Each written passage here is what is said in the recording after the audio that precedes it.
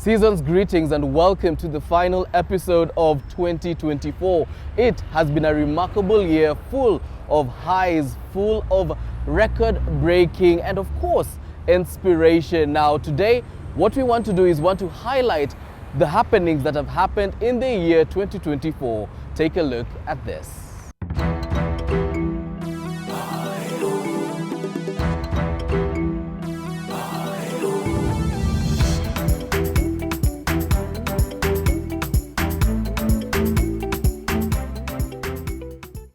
2024 has truly been a year of firsts.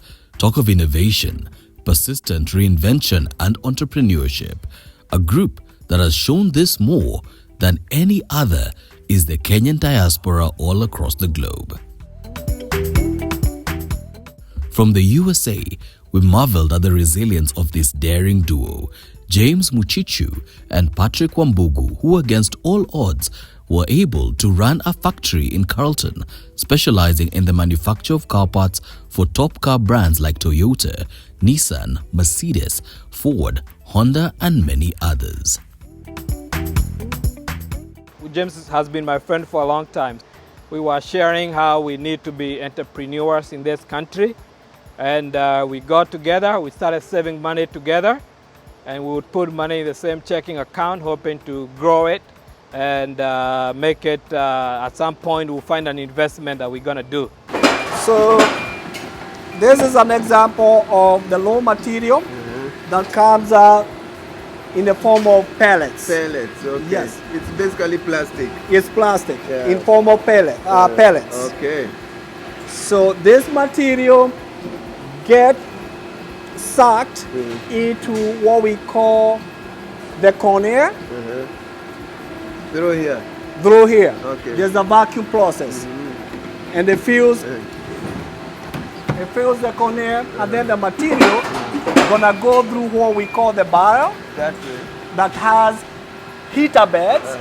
So the heater beds introduces heat, and the heat melts the pellets into a molten state, and then that get ejected into the mold. Okay. And once it gets injected into the mold, it forms. Yes. The mold has what we call a cavity. So the molten material fills the cavity, and then you get the final good, and then it's ejected, and then you have a final part. I've been in manufacturing for 18 years, and most of the stuff we do here is stuff that I've been doing for the last 15 years.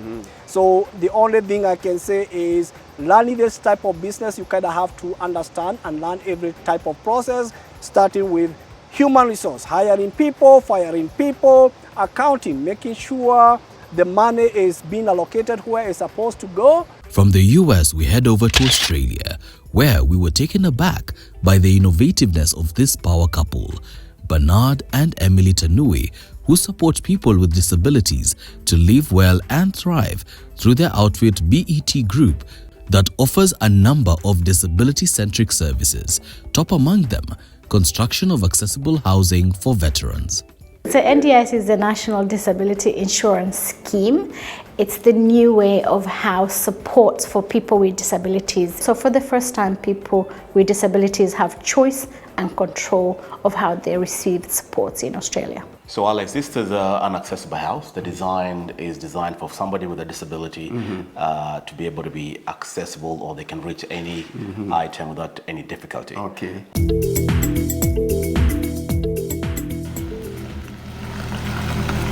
This spirit of problem solving was also witnessed in the Great White North, where Canada-based Samuel Kariuki found use for written-off vehicles. So basically what we do is we have a business that is called Northward Logistics Solutions. We ship cars, we buy like salvage cars from here, then we can cut it into pieces, and then we can ship those parts to Africa, Kenya, Nigeria, the whole of West Africa and the whole of East Africa. I saw one of my friends doing that business, and I was like, does anyone ship stuff from Canada to Kenya? And they said the only part they do is only in Toronto. So I was like, can I try this business? most popular parts the Kenyans they deal with is Toyotas, especially those NZE, those Toyotas, the Vitz. We have Vitz here, but Yaris, but we have them. They call them like in Kenya they have different names, and here they have different names, but they are the same cars. Which parts sell a lot? Is it the gearbox? Is it engine? Is it what is it? Lights? The suspensions. Suspensions. The tires. The underneath, the bushes. All the underparts, those are the parts that sell. They move very fast. Yes, the brake parts, because the car, when the car have an accident here, most of them they have original parts from the manufacturer, and the disc, the brake pads, it's quite nice. New, yeah. So the underparts, those is of it is chini, is small parts, is my steering racket, tie rods. In Germany, we were inspired by Mudoni Schneiderwind, a Jill of all trades and a master of all. The farmer, restaurateur, philanthropist and business mogul was able to establish a coffee roasting, marketing and reselling company in Kalkacen, Germany that purchases coffee berries straight from the farmers in Nyeri, eliminating the middlemen and ensuring they receive maximum profit for their yield. Coffee is our heritage. I was born and grew up in Mount Kenya and the Aberdare Mountains. My family, all their lives, my father and his father before him has been coffee producers. It's coffee that took me to school. I actually am maybe the generation that really know what it means to be a coffee farmer's child, because most of our free time was spent picking coffee in the coffee fields. Everyone knows that coffee producers are poor. I wanted to change this narrative. Is it possible to make coffee producers take care of their lives? Is it possible to have these people be different? So I didn't want to go to the auction, and I started researching, and I found that there was a law that was passed in 2007 that allowed the direct trade of Kenyan coffee to the world. As a grower-marketer, Chania Coffee exports an average of 57 tons per year from Kenya. Those are 3 containers of 20 feet each. We used to do 4, but business went a bit down because we are not only coffee roasters, we are also green coffee resellers. That means we sell green coffee beans to other small coffee roasters like us. Now, this impressive list of entrepreneurs would be incomplete without mentioning Babu Bashir, who runs a car cleaning and detailing company in a place where most wouldn't expect a Kenyan to be owning a thriving business, Saudi Arabia. Detailing is like we remove stains from the seats, the dashboards. If you have any stains in the car, that is our specialty. And the machines, because there's some leakage of the oil and everything, we have special chemicals to degrease the oil and we polish it to bring it back to the new look. Yes, you can do business in Saudi, but there is a different program. There is a body, a government body. You can do business straight on your own, but you need to pay at least 40% of your income, because you will give the body about 25% plus the VAT, that is 15%. 40% goes to them and 60% comes to you. But which kind of business does somebody want to open? That's the main thing. There is no tricks. Saudi is a very good country, only if you live with the laws. Oftentimes, daring abroad results in one leaving their culture and identity behind in pursuit of a better life. But 2024 showed us individuals who challenged the status quo.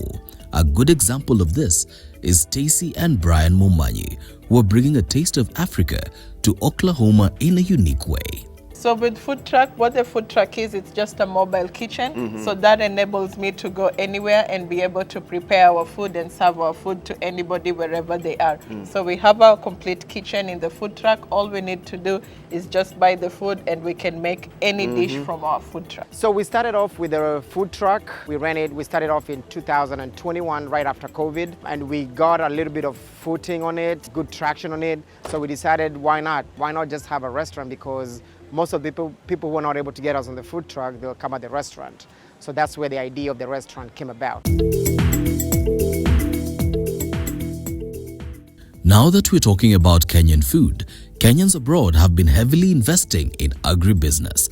Whether it is running a technologically advanced farm in Australia like Adelaide-based Dr. Christine Kainu Walela, or a simple one like the Kenyan community in Alberta, Canada, Kenyans went out of their way to ensure they don't forget their motherland. We have got around 7 acres. Those 7 acres, we've got around 140 gardeners, and Kenyans are around between 80 and 90 Kenyans. Kenyans, okay. Yes.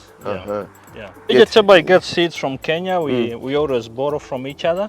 Once somebody is back in Kenya, we just say, oh, what don't you have? I don't have for Manago seeds. Or sometimes when I've got more seedlings for Manago, I just post in the group, and then they say, oh, I want the seeds. Yeah, that's how we keep on sharing. Still on the topic of culture, we also saw the Kenyan virtues of love and unity on full display when Kenyans in Massachusetts came together to help their countrymen who, for one reason or another, ended up being homeless in America.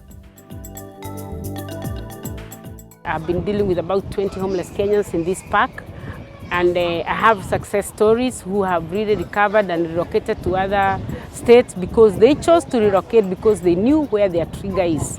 So when they went to the rehab, they recovered, they decided to relocate. About 4 of them are out of this state. Currently, right now, we have about 15 of them still sleeping out here in this park where we are. As mentioned, 2024 was also a year of firsts. One event that caught the eyes of the world was the one-of-a-kind state visit to the United States by the daring president himself, Dr. William Samoei Ruto. The first visit to the US by an African leader in 16 years.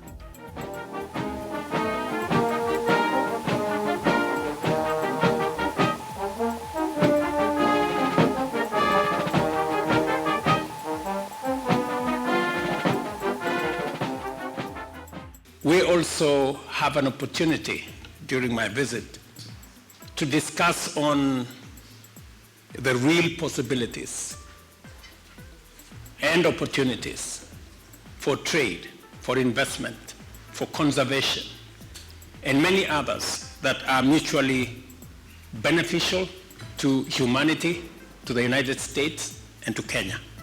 Definitely one for the record books. And speaking of records, we also witnessed the creation of the first mobile game celebrating Kenyan music and culture by German-based George Ahere.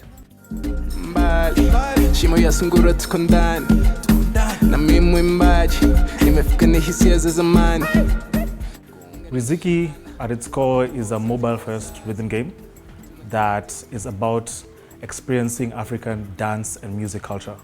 You are going on this journey as the Mzito, the heroes of our story, to unite Africa by mastering music from all over the continent. Because without a doubt, our music, our rhythm, our roots unite us.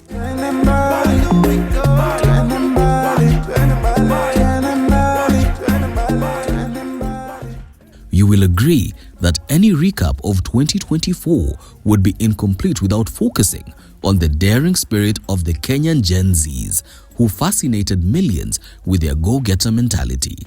Special shout out to 23-year-old Tracy Mureithi, who sold over 40 houses, and 22-year-old Malcolm Mongare, who sold over 400 vehicles. Both are based in Canada. I had the idea to do real estate while I was still in school, and then I pursued it. We as Kenyans in Canada, we're not so many realtors in the business. So I was like, I want to be the one who's going to spearhead our community into owning real estate, into teaching them about real estate in Canada. You just can't cross into a different world and expect everything just to build itself overnight. You have to put in the work. This is not my country. This is, Azungu. Right? I have to build the future here and everything else and invest back home while I'm doing it. But the best part of 2024 for us at Chams Media has to be experiencing the selflessness of Kenyans abroad, giving their all to finding opportunities for others back home to dare abroad. Top among them Australia-based Dr. Christine Kainu Walela and Helen Maria of Options Education Agency, both of whom are providing education opportunities abroad. Still, in the land down under, there is also Oscar International School owned by Veronica Mumira, focused on matters healthcare. And from the US, we also have Central Nurses Staffing Agency, who are also finding opportunities for people in the healthcare industry. I realized there's a huge skill gap, knowledge gap in the area of hydroponics, which is a technology which can actually close the food insecure gap, especially in countries like Kenya. And so what I've done is that I've gone ahead and we have forged a pathway for fresh Kenyan graduates, bachelor's graduates in agriculture and other related fields. They can be able to come and study here in Australia, agribusiness, and go on into their masters. And that's how I've been able to collaborate here. So you are bringing Kenyan students here? When I moved here 22 years ago, we didn't have Kenyans. We didn't have many Africans. But through options education, we have managed to let Kenyans know there are opportunities here. It's not just in UK, Canada, or US. We also have opportunities here which bypass anywhere in the world. We've got a couple of students from far Southeast Asia. We've got students from Southern America, Africa, a couple of Kenyan students, and we're trying to promote a lot to Kenyans because we need a lot of Kenyans to be in our school. Being a Kenyan owner, I want to see Kenyans come. We want to venture into getting nurses from Kenya because we know there's a lot of shortage of nurses in, especially in the United States, in the Europe, everywhere. So we want to venture into getting people from home so that they can come and cover those areas that are needed, and then also they get a chance to come to the United States and work like the way we are working in the United States and give back to home.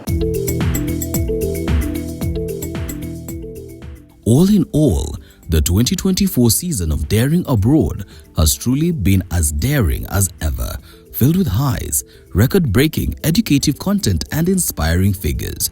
We couldn't ask for a better list of guests. And as we look forward, if the 2025 season is half as inspiring as this year's edition, it will already be a success. And that's Daring Abroad.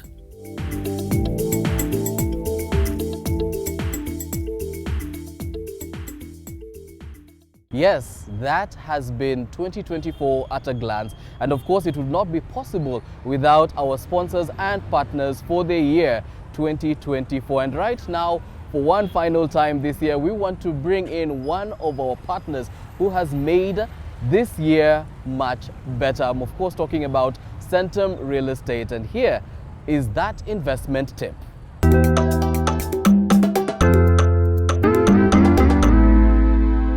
Investment tips with Centum Real Estate.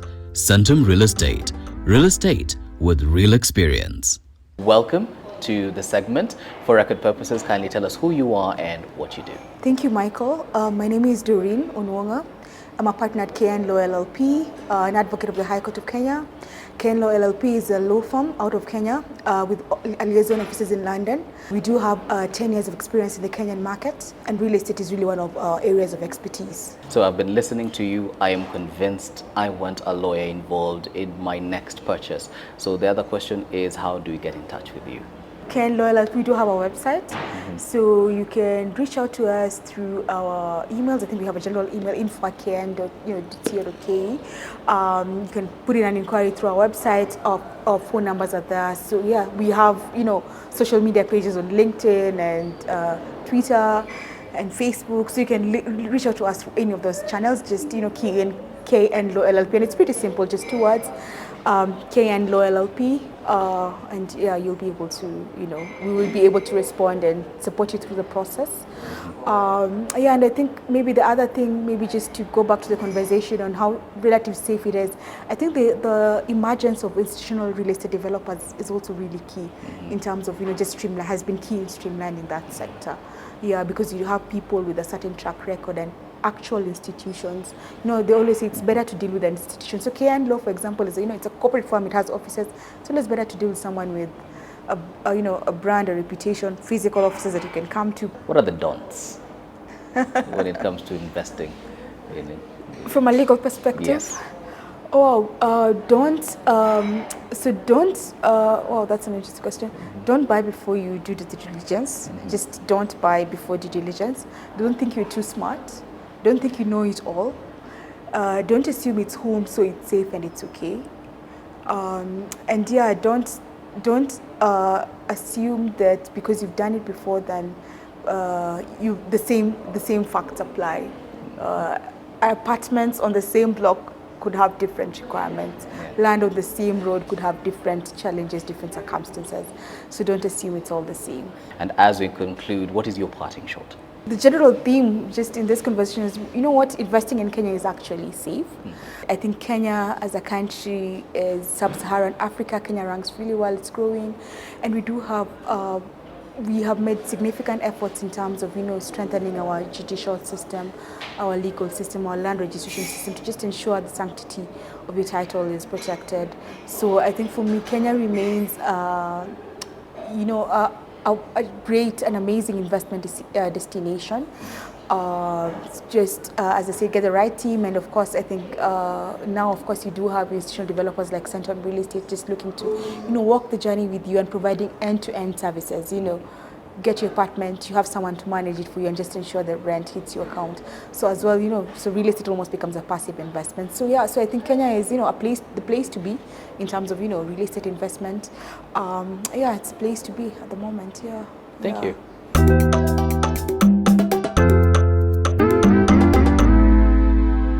Investment tips with Centum Real Estate.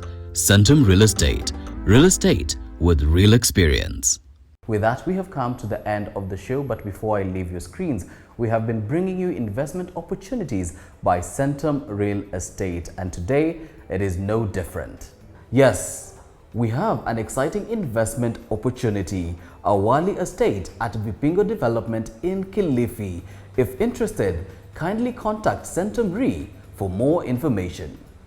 Wow, that is how we bring to a close the year 2024. Many thanks to all of you for holding our hand and supporting us all through the year. You have made 2024 an incredible journey, and many thanks to the team involved for the various productions. We are talking about 4 continents, over 15 cities and hundreds of individuals bringing you informative content, and we cannot wait to do this again next year. For now, we say have a prosperous 2025, and remember to come right back.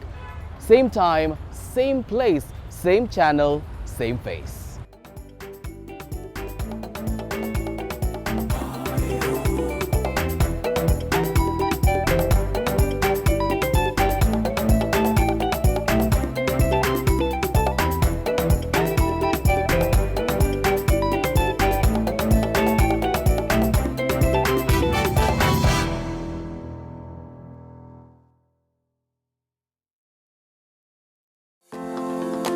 Unity Homes is a housing developer, and we focus on creating high-grade investment properties. We were founded in 2015 really with the aim of producing high-quality homes at an affordable price. At present, we have 3 projects ongoing within Tartu City. Silver Hill is a passion project.